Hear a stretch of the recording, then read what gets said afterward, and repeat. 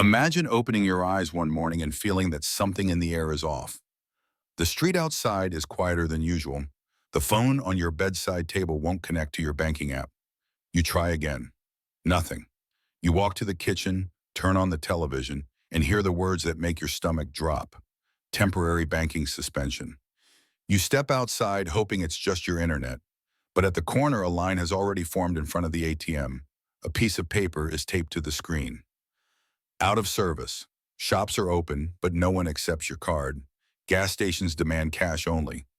Rent is due, yet your landlord shakes his head. Transfers don't work. At first you laugh. It must be a glitch, a technical problem that will be solved by noon. But as the hours stretch, that confidence fades. People begin filling their carts at supermarkets, paying with crumpled bills. The shelves empty. The news anchors keep repeating the same phrase: the financial system is under emergency review. That's when you realize the truth. Your money was never really there. It existed as digits on a glowing screen, and now the screen has gone dark. It sounds like fiction, a scene from a dystopian film. But history has already written this story more than once. It happened not in fragile states or distant economies, but in nations that called themselves modern and stable. When it comes, the collapse never asks politely. It arrives like a storm, and the rules of survival change overnight. Take Argentina in the early 2000s. Years of reckless borrowing and political mismanagement had left the country gasping for dollars. People rushed to move their savings abroad, converting pesos before they lost more value. The government's response was brutal and sudden. The Corralito, the little corral. Banks slammed their doors shut. Withdrawals were limited to a few hundred pesos per week. Dollar accounts were forcibly converted into devalued local currency. Overnight, ordinary families saw decades of savings shrink to half their worth. In the streets, people banged pots and pans in protest. Middle-class households that had once felt safe were thrown into chaos. That's what a bank shutdown truly means. Not abstract losses, but the disappearance of bread, milk, rent, and dignity. Fast forward to the island of Cyprus in the early 2010s, a member of the European Union, modern and digital, proud of its prosperity. But when its overextended banks began to fail, the European Central Bank stepped in with a rescue plan that came with a catch.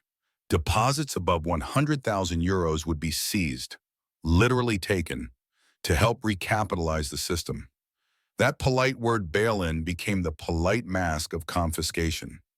Businesses couldn't pay workers, retirees couldn't touch their pensions, parents couldn't send tuition abroad. The panic spread not because people were poor, but because they realized they were powerless. What they believed to be their money was in truth the system's collateral. And then Lebanon, in the late 2010s.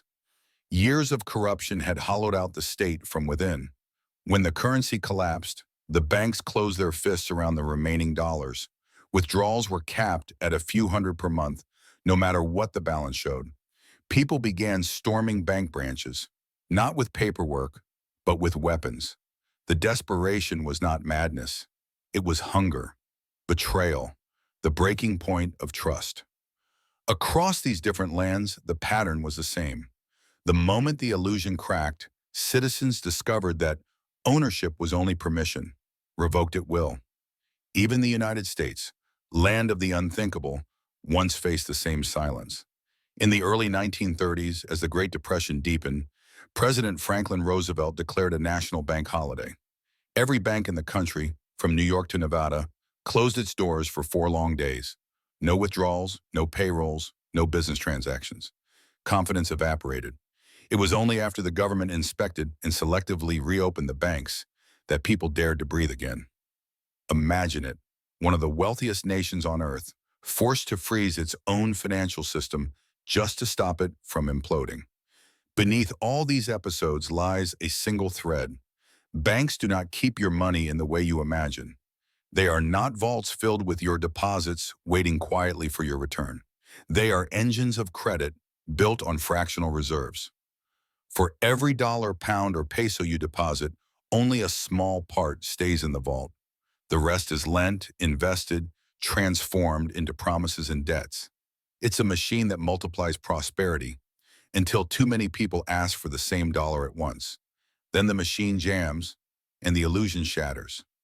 Confidence is the fuel. As long as people believe their money is safe, the doors stay open. But when belief falters, panic spreads faster than any virus. A handful of withdrawals can trigger a chain reaction that brings the entire system to its knees. It doesn't matter if the bank is solving it on paper. Fear rewrites the balance sheet in seconds. One spark, one whisper, and the crowd surges toward the exit. That is why every government, when faced with crisis, protects not the saver but the system itself. Argentina's Corralito was not born of cruelty, it was triage. Without the freeze, the banks would have bled to death within a week. Cyprus's bail-ins were sold as reform, as responsibility. In truth, they were survival at the expense of trust. And Roosevelt's bank holiday, often remembered as wise leadership, was also desperation in disguise. Time and again, when the storm hits, governments and banks close ranks. They merge into one body, protecting each other. The depositor, the citizen, becomes the expendable limb. The partnership runs deeper than most realize. Banks need governments to enforce confidence, to guarantee deposits, to provide the safety net. Governments, in return, need banks to buy their bonds, fund their deficits, and move credit through the veins of the economy. It's a mutual dependency, not a conspiracy. But when pressure rises, it leaves no room for you. The citizen stands at the bottom of the hierarchy, holding a promise that dissolves at the first sign of fear. And so the illusion continues, dressed in the language of protection. Deposit insurance sounds comforting. In the United States, the FDIC promises safety up to $250,000. But if every citizen tried to claim that promise at once, there would be nothing to pay with. The insurance fund covers only a fraction of total deposits. Its real power is not financial but psychological. It is designed to keep you calm, because calm is the true currency of the system. The moment panic rises, liquidity vanishes, and the entire edifice trembles. That is why crises are managed not with transparency, but with narrative. The story must be maintained. Your money is safe, the system is strong, there is nothing to fear, until the day there is. When the banks close, the world doesn't end in fire. It ends in silence. Shutters stay down, payments stop. The hum of everyday life fades into waiting. Commerce, the heartbeat of a nation, slows until it barely moves. In Lebanon, factories could no longer import raw materials because wiring money abroad was impossible. In Greece during the mid-2010s, people stood for hours under the summer sun, waiting to withdraw €60 a day.